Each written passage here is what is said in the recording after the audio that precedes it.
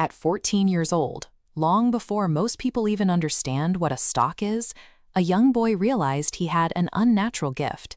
He could look at a massive wall of numerical data, do the math in his head instantly, and watch the patterns snap into place. He took that gift to the local bucket shops. These shady operations let customers place small, rapid wagers on stock prices without actually buying the shares. The game was entirely about predicting immediate, minor fractional changes in the price based on what came across the wire. He memorized the printed numbers. He studied the volume and the speed, learning to spot the exact repeating conditions that occurred right before a stock broke a few points higher or lower. His accuracy was so high that he started pulling heavy profits out of the shops. They called him the boy trader.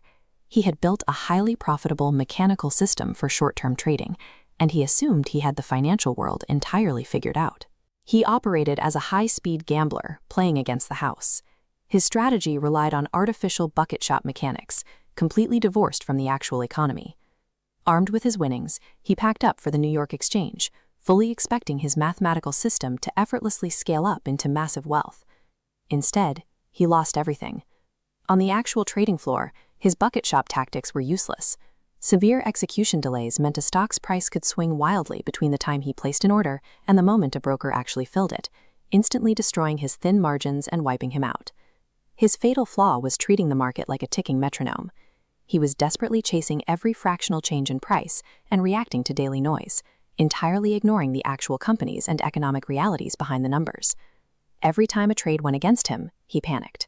He immediately jumped back into the market to force a quick recovery, burning through his capital in a frenzy of impatience.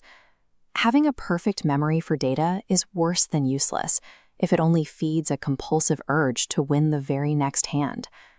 Broke and studying his failures, he started paying attention to an old veteran in the brokerage office named Partridge. Other traders would frequently run up to Partridge in a panic, begging him to sell on a sudden dip or offering hot tips. Partridge politely ignored all of it. His response was always exactly the same. You know, it's a bull market. He knew the broader economy was healthy, so the daily noise simply didn't matter to him. This chart shows the big swing, the arching trajectory of a market, superseding chaotic daily drops. When a stock dips, amateurs panic and sell for tiny profits, while the trend line rockets upward without them, leaving massive wealth on the table. The real fortunes are not made by outsmarting the daily ticker or constantly trading. They are made by identifying the broad trend and doing the hardest thing imaginable, sitting tight.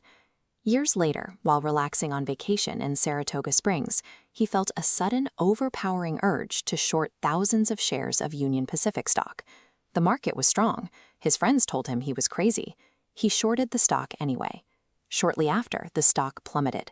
Thousands of hours of screen time had crystallized into subconscious intuition.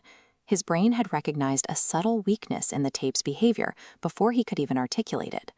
But intuition is worthless if you let human nature dictate your actions. Every trader fights two internal biological enemies, hope and fear. Amateurs hope a losing stock will recover, and fear a winning stock will suddenly crash. A professional reverses this entirely.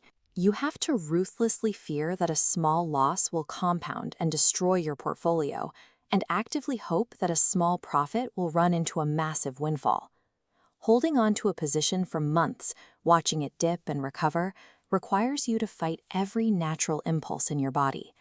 Surviving a big swing is a grueling war against yourself. He stopped treating the market like a casino and started treating it like a patient. He became a diagnostician, coldly observing the symptoms in the economy before ever writing a prescription. He looked for the line of least resistance.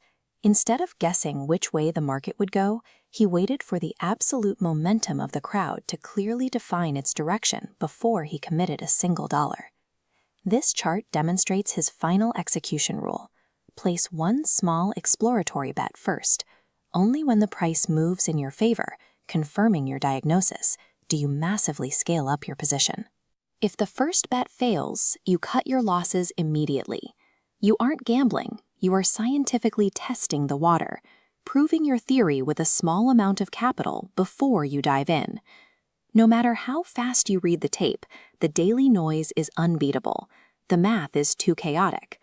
A sudden shift in foreign policy, a ruined crop, or an unexpected panic will instantly wipe out anyone trying to time the exact top or bottom of a price.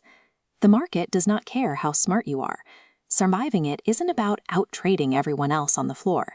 It is about conquering your own desperation to act and finding the immense power to wait.